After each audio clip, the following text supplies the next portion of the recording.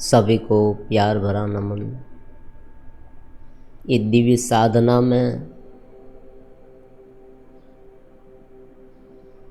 जो जुड़े हुए हैं उनके लिए बार बार यही बताते हैं कि ज्ञान से समझना और ध्यान से अपने भीतर को विकसित करना, यही साधना के दो एलिमेंट्स हैं, यही दो अंग हैं। नियमित रूप से जुड़ाव, जगत को अलग दृष्टि बिंदु से देखना जो वास्तविक रूप में वो है। जब घटनाएं घटती है तुम्हारे जीवन में, तब उस घटना में इतना एकरूप होने के बजाय उसे समझना, मन के घोड़े इधर उधर मत दौड़ाना, मन को पूरी तरह से खोल के रख देना। ये क्यों हो रहा है, ये प्रश्न बार बार पूछना, सूक्ष्म दृष्टि रखना। ये सारे अलग अलग प्रकार के उपाय हैं।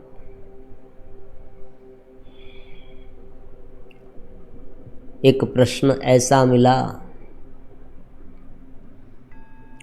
इनसे क्या फर्क पड़ता है, समझे? मेरा जीवन तो यूं ही चल रहा है, इनसे क्या फर्क पड़ेगा, इनसे क्या होगा, क्या बदलाव आएगा, ये मुझे मालूम नहीं है, ये मुझे मालूम नहीं है। सहज रूप से तो दिख रहा है, समझे? सहज रूप से तो दिख रहा है कि जगत ही मुख्य है। महत्वपूर्ण हमारे लिए क्या दिख रहा है आज? ये जगत दिख रहा है। समस्याएं जगत में है और विषयों का आनंद भी जगत में है। तो इनसे अलग क्या कुछ होगा, और होगा तो क्या वो काल्पनिक होगा? अब देखो, ये कितनी बात है, महत्वपूर्ण बात है। क्या होगा तो वो काल्पनिक होगा।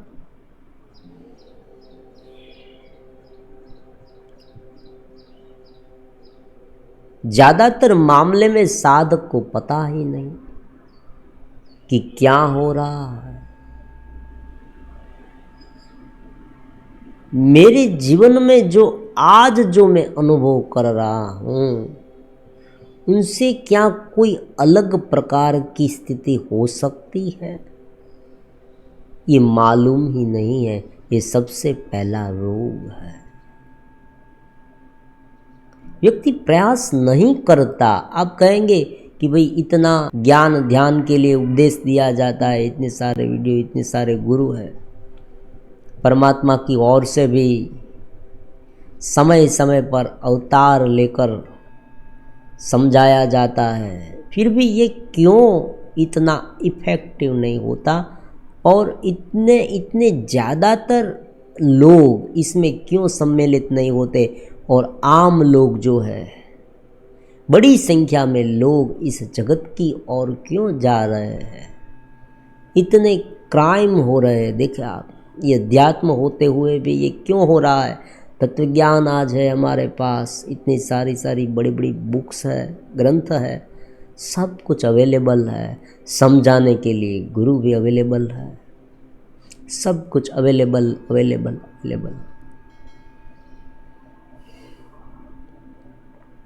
और सबसे ज़्यादा महत्वपूर्ण बात पैसे की है। देखो, ये फोकट में मिल रहा है, मुफ्त में मिल रहा है, ये अमूल्य है, लेकिन फिर भी उनका कोई पार्थिव मूल्य, मटेरियल्स के रूप में मूल्य नहीं चुकाना पड़ता। हाँ, भीतरीय मूल्य चुकाना पड़ता है। समर्पण है, अहंकार का नाश है, नियमितता है, समझ विकसित करनी है, डिसिप्लिन है, डेडिकेशन है। देखो, ये मूल्य है। लेकिन फिर भी ये मिल रहा है, तो क्यों लोग नहीं करते? ये सहज से सहज क्रिया है, प्राण की क्रिया। देखो, अक्रिय ध्यान और क्रिय ध्यान, ये दो ध्यान की प्रकार है। सहज रूप से यहाँ हम समझेंगे सब कुछ, अगर लंबे समय से जुड़ेंगे तो ये होगा। सर्किट डेवलप होगी, चेतना के स्तर पर विकसित होगे।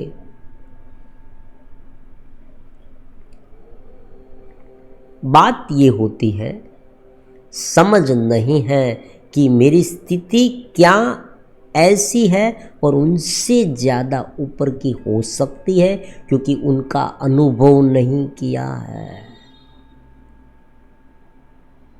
और शब्द से ये समझ में नहीं आएगा, काल्पनिक लगेगा, क्योंकि शब्द की एक लिमिट होती है। शब्द कहाँ तक जाते हैं? देखो, शब्द केवल मन तक जाते हैं। बहुत बहुत देखे तो हमारे अंतःकरण तक पहुँच सकते हैं, चोट लग सकती है। कोई कोई शब्द ऐसे होते हैं जो मर्म भेदी होते हैं,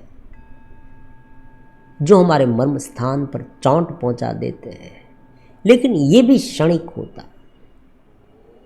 व्यक्ति को शब्द से एक बार जगाया जा सकता है, लेकिन लंबे समय तक उसी जागरण में रखा नहीं जा सकता। व्यक्ति स्वयं जागना चाहिए।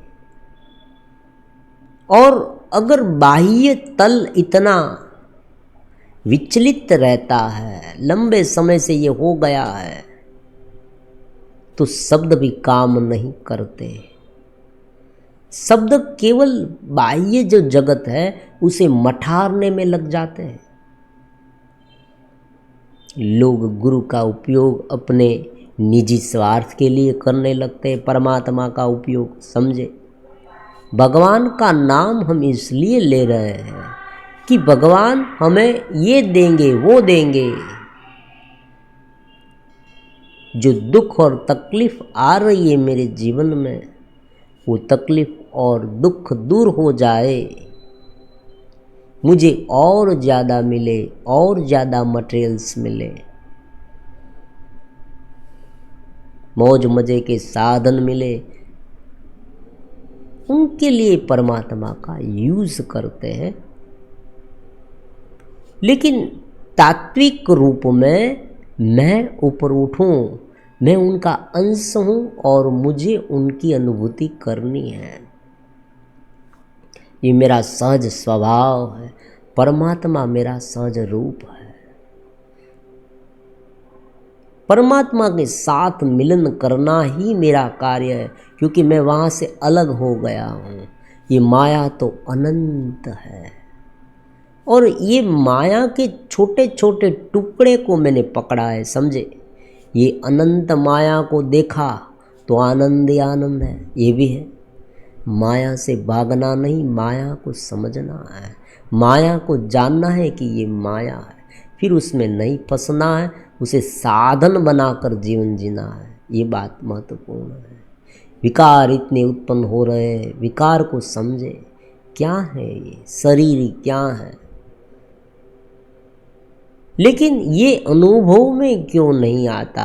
एक ही प्रश्न बार बार बार बार, और पूछे ही जाएंगे, पूछे ही जाते रहेंगे, क्योंकि अनुभव एक बार नहीं हुआ। अब देखो, जिसने कभी शांति देखी ही नहीं है, जिसने कभी शांति की अनुभूति की ही नहीं है, मान लीजिए लंबे समय से, तकरीबन बचपन से कोई व्यक्ति अगर ऐसी जगह पर रह रहा है कि जहाँ पर बहुत आवाज़ है, नॉइज़ पोल्यूशन इतना है, इतना नॉइज़ पोल्यूशन है, और उसमें ही उनका बचपन बीता है, उसमें ही उनकी जवानी बीती है, अब तो वो बूढ़ा होने चला है। अब इस समय अगर कोई उसे ऐसी शांत जगह पर ले जाए तो उसे पता चलेगा। लेकिन अगर कोई उसे शांति की बात करे कि ये आवाज़ नहीं आएगी, तो वो कहेगा कौन सी आवाज़, मुझे कोई आवाज़ नहीं आती। देखो समझे, उसे पता नहीं है। अज्ञान से आच्छादित मन, अज्ञान से आच्छादित वृत्तियां, अज्ञान से आच्छादित चित्त एक ऐसी स्थिति में आ जाते हैं कि उसे पता नहीं चलता कि मैं अज्ञान से आच्छादित हूँ। मेरे जीवन में जो काफ़ी सारी समस्याएं आ रही है वो वास्तव में इनका कोई मूल्य नहीं है। और हो सकता है अगर मैं चित्तस होता, अगर मैं ध्यानस्थ होता, अगर मैं थोड़ा बहुत निर्विकल्प के करीब पहुंचा हुआ होता तो ये सारी समस्या मुझे समस्या लगती ही नहीं, ये मुझे सुअवसर लगती। और बहुत बार ऐसा हुआ है, एक बार नहीं, हर एक के जीवन में बहुत बार ऐसा हुआ है। जब तुमने बहुत लंबे समय से कोई समस्या के बारे में सोचा, सोच सोच कर तुम पागल हो गए, लेकिन जब वो समस्या तुम्हारे सामने वास्तविक रूप में आती है तब हो सकता है वो इतनी पीड़ा देने वाली ना हुई हो, ये समय सरलता से बीत गया हो, या ये भी हो सकता है कि उनके बाद वाली स्थिति बहुत सुखद हो, कोई टर्निंग पॉइंट तुम्हारे जीवन में आया हो और तुम्हारा पूरा जीवन बदल गया। लेकिन उस समय तुमने वही समस्या को इतना महत्व दिया, उस समय तो तुम इतने व्यथित थे, ये मानने के लिए तैयार नहीं थे। इस प्रदेश से तुम्हें कहा गया था लेकिन तुमने माना नहीं है किसी का, तुम दुखी ही होते रहे, दुखी ही होते रहे, दुखी होते रहे। लेकिन बाद में जब ये समय व्यतीत हो गया, उनके बाद वाला समय आया, तब तुम्हें ये पता चला कि मैं तो खामखा परेशान हो रहा था, यहाँ इतना परेशान होना ही नहीं था।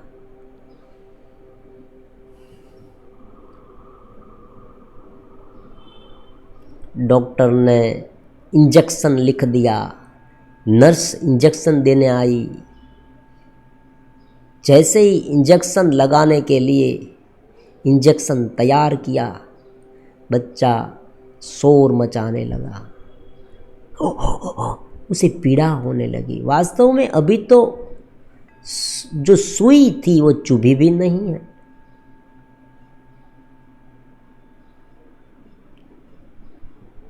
तो उनका मतलब ये हुआ कि अज्ञान है, वो पता नहीं है। क्यों पता नहीं है? क्योंकि उनका अनुभव नहीं हुआ। इसलिए बार बार गुरु प्रदेश से ये होता है, समझे, एक व्यक्ति से नहीं, गुरु प्रदेश कहते हैं हम, गुरु प्रदेश से ये होता है, शक्तिपात होता है। जो साधक वास्तव में लंबे समय से समर्पित भाव से जुड़े रहते हैं, उन्हें एक बार ऐसी चेतना की झांकी करा दी जाती है। हालांकि वो लंबे समय तक नहीं टिकती, क्योंकि उसे टिकाने के लिए साधना की आवश्यकता होती है, कुछ अपने भीतर को ढालने की आवश्यकता होती है। तो देखो, जो चल रहा है, प्रश्न क्या था, जो मेरे जीवन में चल रहा है उसमें क्या बदलाव आएगा।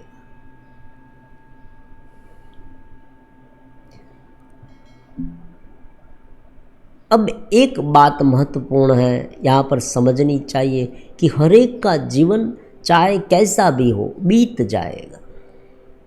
आपने देखा होगा, कोई किसी के पास कुछ है ही नहीं, उनका जीवन भी बीत जाता है।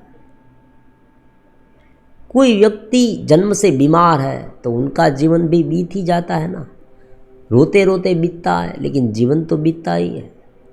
दुख से बीतता है, भय से बीतता है,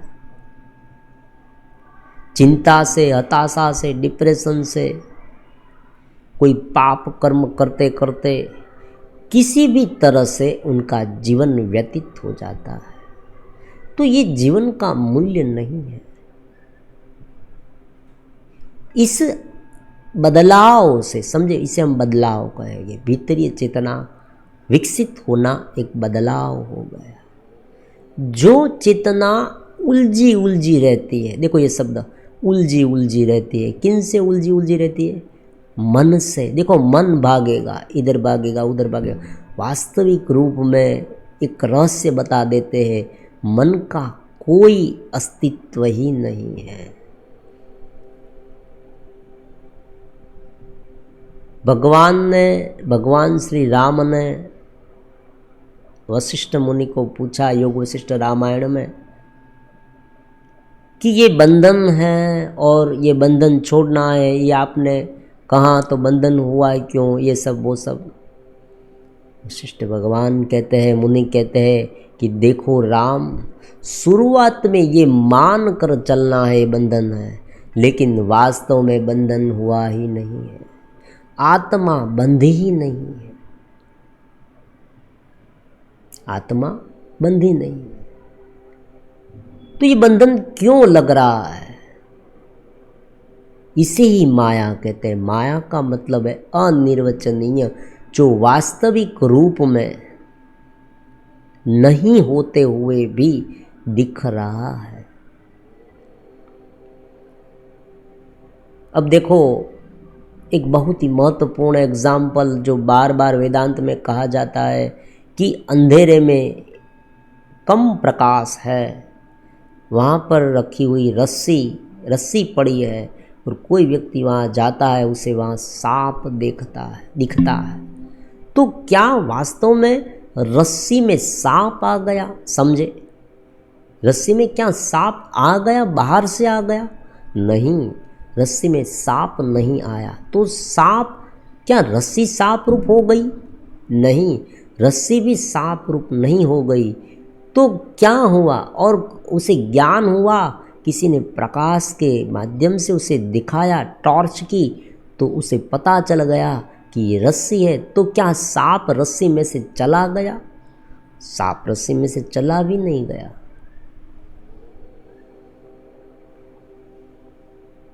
सांप, रस्सी जब सांप लगी, देखो सर्प लगी रस्सी, तब उस सांप के अज्ञान से, मतलब अज्ञान मतलब रस्सी को सांप मान लिया, तो रस्सी में कोई तब्दीली नहीं होती है, क्योंकि रस्सी कभी सांप हुई ही नहीं, रस्सी सर्प नहीं हुई।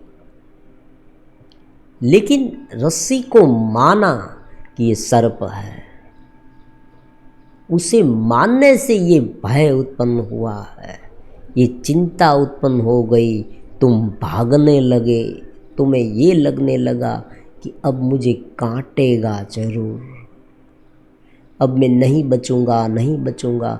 बीपी बढ़ गया, देखो डॉक्टर आया, बीपी बढ़ गया, डॉक्टर ने चेक किया और कहा कि इसे रोग हो गया है, अब उसे दवाइयाँ दो, रिपोर्ट कराओ, सब कुछ किया।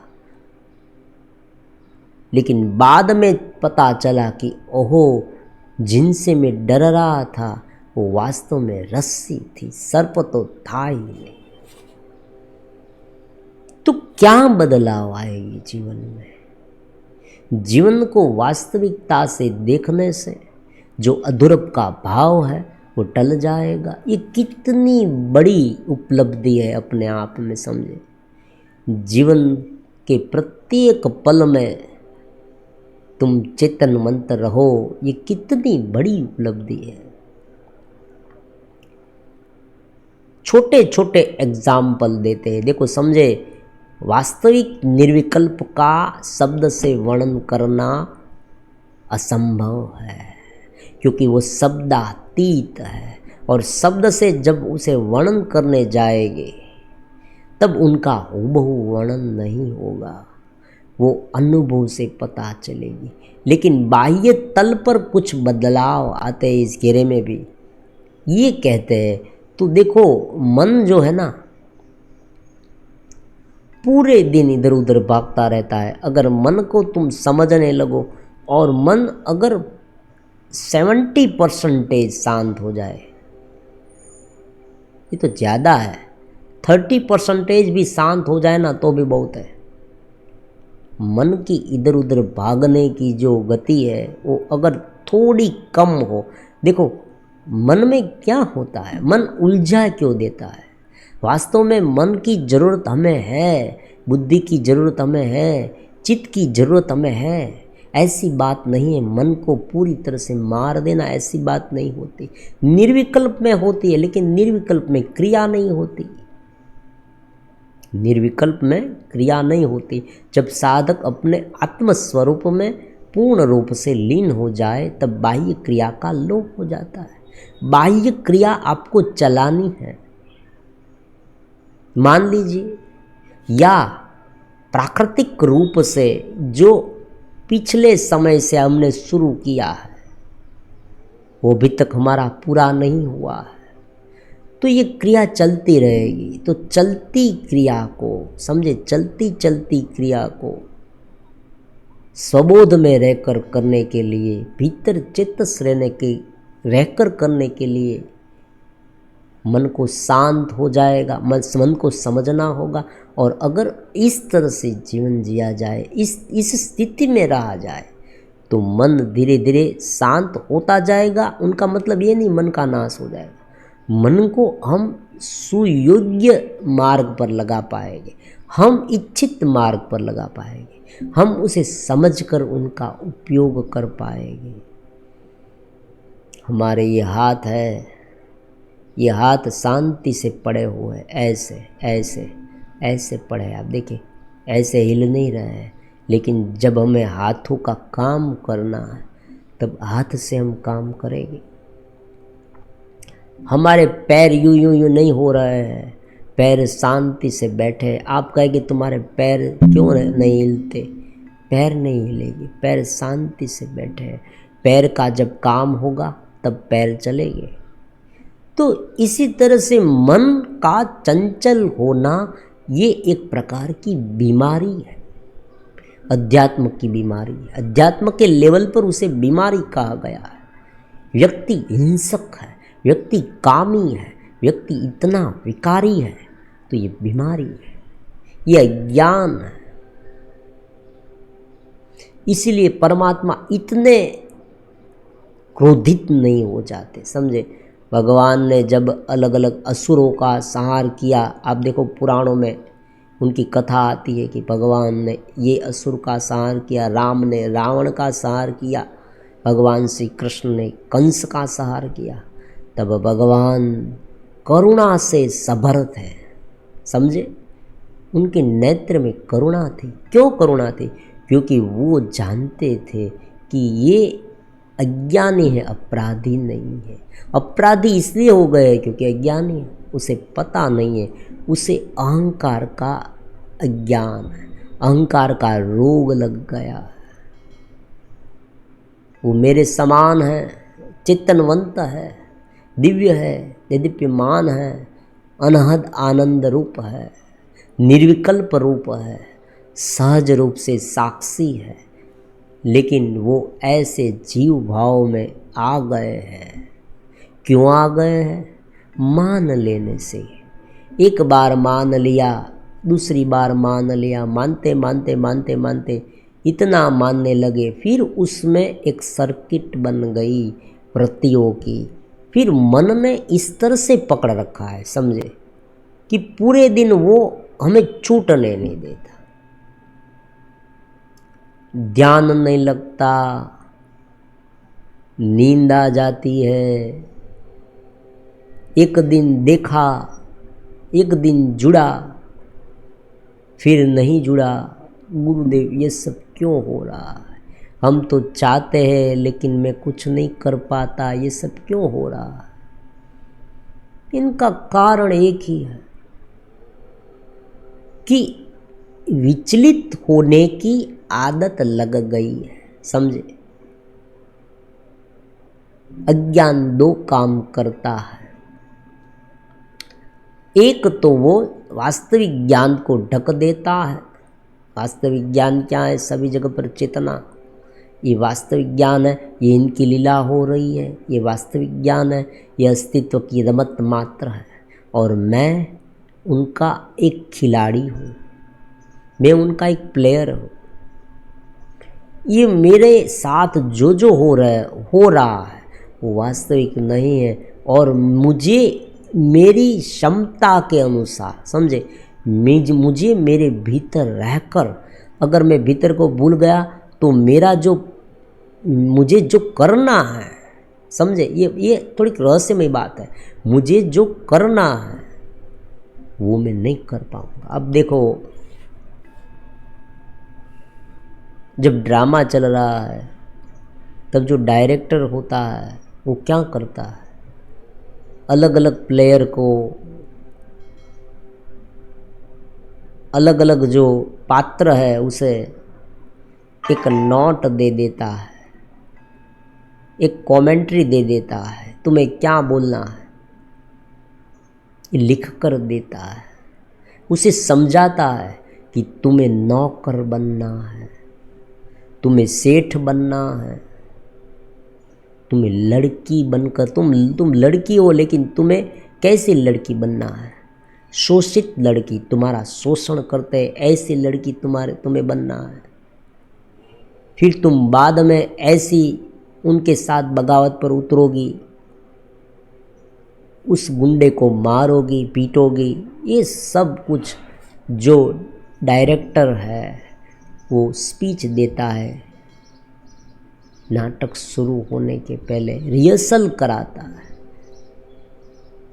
अब व्यक्ति अगर सब कुछ भूल जाए और अपने हिसाब से करने लगे तो जो डायरेक्टर का पूरा ड्रामा फ्लॉप चला जाएगा। तो कहने का मतलब यह है कि उसे उस स्पीच को समझना है, और वो स्पीच को कब समझ जाएगा, जब वो ये मानेगा कि ये केवल स्पीच है, ये केवल ड्रामा है। जब वो उस ड्रामा को अपना मान लेगा, अपने अस्तित्व के साथ जोड़ देगा कि ये तो मैं, यही मेरा है, यही मेरा स्वरूप है, तब क्या होगा, तब स्वाभाविक रूप में उनकी जो स्पीच है, उन्हें जो करना है वो नहीं कर पाएगा। तो स्वाभाविक रूप में ये माया चल रही है, बहती रहेगी उनके साथ। हम अगर स्वबोध से रहेंगे तो नृत्य से चित्तवंत होकर रहेंगे, और अगर स्वबोध में नहीं रहे तो हो सकता है हमारी गति ऊपर नीचे होती रहे, और हम हमारा अलग सा, देखो समझे, अलग सी कोई स्टोरी लिख दे, उसे कर्माशय कहते हैं। अलग सी स्टोरी लिख देना, जो नाटक चल रहा है वो सहज रूप से चल रहा है, और हो सकता है परमात्मा हमें बहुत सारे जीवों के कल्याण के लिए कुछ काम सौंपे, कोई बड़े काम के लिए हमारा जन्म हुआ है, ये भी हो सकता है, ये शरीर हमें मिला है। क्योंकि कुछ आत्माओं को परमात्मा मुक्त नहीं करते, उनका कारण ये होता है कि उसे बहुत बड़े काम करने होते हैं। लेकिन ये सब कब पता चलेगा, ये सब कब हम में होगा, जब हम हमारा एपी सेंटर ऊपर करते जाएंगे। क्योंकि हमारा एपी सेंटर अगर केवल पूरे दिन मन में है, पूरे दिन चित्त में है, अगर चित्त में ही व्यथित रहते हैं तो हम ऊपर नहीं उठ पाएंगे। सहज रूप से इस पूरी बात को समझते समझते, साधना करते करते, भीतर के आयाम को विकसित करते करते, जब वो चित्त स्थिति धीरे धीरे विकसित होगी तब पता चलेगा कि क्या बदलाव आया है। लेकिन शब्द से मालूम तो हो जाएगा, समझे, थोड़े बहुत हम समझ जाएंगे कि क्या बदलाव आता है। जो पूरा जीवन हमारा है वो प्रफुल्लित हो जाता है, थोड़े बहुत दुख होते हुए भी। बात समझने वाले, शारीरिक रूप से प्रॉब्लम है, मानसिक रूप से प्रॉब्लम है, बाह्य जीवन में प्रॉब्लम है, फिर भी चित्तवंत पुरुष जो नित्य धीरे धीरे प्रयास कर रहा है, वो भी देखो शुरुआत में ये इतनी ऊपर की स्थिति नहीं आती है, बहुत सहज बात है। हर एक के जीवन में ये होता है, हर एक साधक के साधना काल में होता है। ऐसी स्थिति नहीं आती। शुरुआत में बचपन में मैं अगर याद करूँ तो मुझे याद आता है कि ऐसे पल भी आए थे कि कुछ शंकाएँ उत्पन्न हुई थी, सब कुछ हुआ था, लेकिन जैसे जैसे ये अनुभूति दृढ़ होती गई, निर्विकल्प सिद्ध होता गया, शांत होते गए, अद्भुत चेतना प्रकट होती गई। गुरु प्रदेश से जब अलग अलग सिग्नल मिलने लगे तब शांत हो गए, चेतनवंत होने लगे, तब ये सहज होता गया। तो ये धीरे धीरे सभी साधकों के जीवन में होता है। धैर्य से काम लेना होगा, जुड़ाव रखना होगा। कोई भी आप काम कर रहे हैं, चिंता मत करें। देखो, कोई भी रोल हमें दिया गया है, छोटा सा, छोटे से छोटा रोल, ऐसी बात नहीं कि कोई बड़ा रोल ही हमें दे। पात्रता के अनुसार सभी रोल परमात्मा में देते हैं।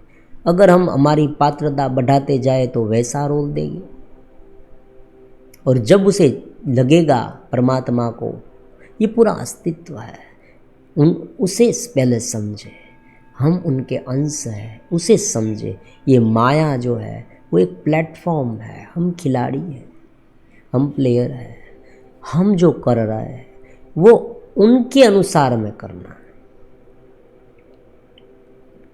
अब देखो, हम पानी पीते हैं, हम खाना खाते हैं, ये सब क्रिया, हम किसी के लिए काम करते हैं। अब लेकिन प्रॉब्लम कहाँ आ जाता है? प्रॉब्लम तब आ जाता है जब हम हमारा कलर डालने लगते हैं। हम अपना कलर कब डालने लगते हैं? जब हम उसको भूल जाते हैं, उनके सिग्नल को भूल जाते हैं, उनके वहाँ से जो मैसेज मिल रहा है निरंतर, वो भूल जाते हैं। इसीलिए सुबह के समय पर हर रोज़ उनसे मिलना है। आज हम मिलने का प्रयास करेंगे, नहीं मिला कोई बात नहीं, कल करेंगे, नहीं मिला कोई बात नहीं, तीसरे दिन, चौथे दिन, पाँचवें दिन जरूर आएगा। एक बार उनसे जुड़ाव हो गया, सर्किट डेवलप होने लगी, फिर तो क्या है, चांदी ही चांदी है, मज़ा ही मज़ा है, आनंद ही आनंद। फिर बड़े काम करेंगे तो भी आनंद। समझे? विषय वासना का तो कोई यहाँ मोल ही नहीं है। समझे? विषय वासना में कभी कभी युवा साधक कहते हैं कि हमें तो उसमें मजा आती है। देखो, ये हिलाने में, छोड़ने में, ये सब में बहुत मजा आती है। लेकिन देखो, ये पाप है, गलत है, ऐसी बात तो अलग है, वो तो मॉरल की बात है। लेकिन यहाँ पर ये बताना है कि इनसे बहुत बड़ा आनंद परम तत्व में है। फिर उनमें मन जाएगा ही नहीं, और मन जाएगा तो भी वो समझ पाएगा कि मुझे क्या करना है। चेतस जो है, जो अपने भीतर चेतस हो गया है, वो विषय में रममाण करेगा तो भी कैसे करेगा? चेतस में रहकर करेगा। उसे जगत के सारे विषय सामान्य लगेंगे। वो समझ जाएगा कि ये अस्तित्व की पूरी रमत है। लेकिन ये जागृत स्थिति में हो तो ही हो सकता है, वरना हम हमारी स्टोरी लिखेंगे। हमारी स्टोरी हमें नहीं लिखनी है, हम पहले उसमें लीन हो जाएंगे, फिर हम लिखेंगे, फिर वो लिखवाएगा। ये बात बहुत महत्वपूर्ण है। इसलिए भक्ति मार्ग का प्रादुर्भाव हुआ। समझे? भक्ति मार्ग क्यों उत्पन्न हुआ? ज्ञान मार्ग में सबसे पहले ज्ञान मार्ग ही था, योग मार्ग भी नहीं था, केवल ज्ञान। फिर धीरे धीरे मालूम हुआ कि मन इतना विचलित रहता है, तो उस मन को मठारने की आवश्यकता है। तो योग मार्ग उत्पन्न हुआ कि भाई योग से पहले क्रिय ध्यान करो, क्रिया ध्यान। क्रिया ध्यान में मंत्र जाप आ सकता है, कोई स्वरूप चिंतन आ सकता है, कहीं पर ध्यान रख कर, देखो समझे, कोई ज्योति पर ध्यान, कोई गुरु पर ध्यान, कोई ऐसे दिव्य महापुरुष पर ध्यान। इस तरह से एक जगह पर मन रख कर ध्यान किया जाता है। फिर धीरे धीरे ये सब चलता रहा, लेकिन ऐसा मालूम हुआ कि इस ज्ञान और ध्यान का उपयोग गलत दिशा में हो रहा है। समझे? जो असुर हो रहा है। असुर का मतलब क्या है? उसने भी तप किए थे, लेकिन उसने आत्म तत्व का अनुभव नहीं किया। वो तप करके उसने माया को डिस्टर्ब कर दिया। देखो, परमात्मा की ये माया है, और वो माया का काम क्या है? सारे जीवात्माओं को अलग अलग प्रकार के कर्मों के फल दे देकर उसे ऊपर उठाते जाना है, और उसमें हम उनकी हेल्प करेंगे तो सबसे बड़ी मदद है। उसे हम ऊपर उठाने में मदद करेंगे, उसे समझाने में, उसे वर्तमान जीवन की उनकी समस्याएं है उन्हें थोड़ी रिलीफ देंगे, राहत देंगे, उनके मदद में आएंगे। ये जो पूरा अस्तित्व परमात्मा का है। मान लीजिए पेड़ पौधे बोएंगे तो क्या होगा? ऑक्सीजन मिलेगा। ये उनकी रमत है, माया है। उस परमात्मा की सेवा का काम हो गया। तो उस पूरे सिद्धांत को धीरे धीरे भक्ति मार्ग में ढाल दिया गया। लेकिन यहाँ भी गड़बड़ी हो गई। लोगों ने क्या किया कि इसको केवल बाह्य प्रतिमा के रूप में समझ लिया। वास्तविक रूप में ऐसा नहीं है। ये बहुत बड़ा ज्ञान है। भीतर की चेतना को विकसित किए बिना हम समझ ही नहीं पाएंगे कि हमें क्या रोग है। देखो, कभी कभी सर्वे होता है,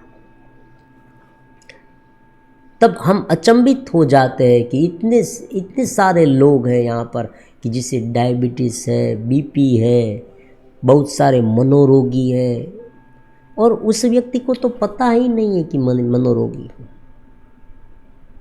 आप देखें कितने सारे लोग दुखी दुखी होते रहे, रातों की नींद चली गई, पास में सब कुछ है, फिर भी रात को नींद नहीं आती। कुछ नहीं है तो ये मान लेते हैं कि ये सही है कि भाई कुछ नहीं है, बेचारा क्या करेगा, कैसे सोएगा। उसे चिंता रहती है तो सोएगा कैसे। लेकिन बहुत कुछ है फिर भी नींद नहीं आती। उनका क्या कारण? कोई लोग दूसरे व्यक्ति से इतनी ईर्ष्या करते हैं, जिलस करते हैं, जलते हैं, उस तरह से नींद नहीं आती। कोई व्यक्ति अपने पूरे जीवन को शराब खाने में और विकारों में गुजार देता है, रात को पॉर्न देखता रहता है, गंदी गंदी ये जो साइट देखता रहता है, इस तरह से अपना जीवन व्यतीत कर रहे हैं। कोई लोग दूसरे व्यक्ति को पीड़ित करने में अपना जीवन व्यतीत कर रहे हैं, समझे। तो ये सब की, और उसे मालूम नहीं है, समझे। वो तो ये मानेगा, अगर आप उनके साथ बहस करेंगे, आप उनके साथ बात करेंगे, तो वो कहेगा कि भाई इसमें आज आनंद है, इसमें मज़ा है। ये माया ऐसी है। आप कहेंगे ऐसा क्यों हो रहा है गुरुदेव? ये माया ऐसी है। छोटा सा कीड़ा है, देखो वो गटर में है, उसे मालूम नहीं है मैं कहाँ हूँ। अज्ञान जो है वो हमारी वास्तविक स्थिति को ढक देता है। लेकिन देखो फर्क क्या कब महसूस होगा? जब वो उजाले में जाएगा, तब उसे पता चलेगा ये अंधेरा था।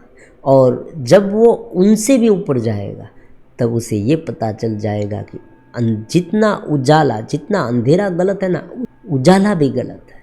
ये दोनों विवर्त है। पहले वो ऊपर उठेगा, आनंद की अपेक्षा करेगा, इसमें आनंद है, इसमें आनंद है, इसमें आनंद है। लेकिन जब वो उस आनंद से भी ऊपर उठ जाएगा, तब उसे पता चलेगा कि ना सुख है ना दुख है।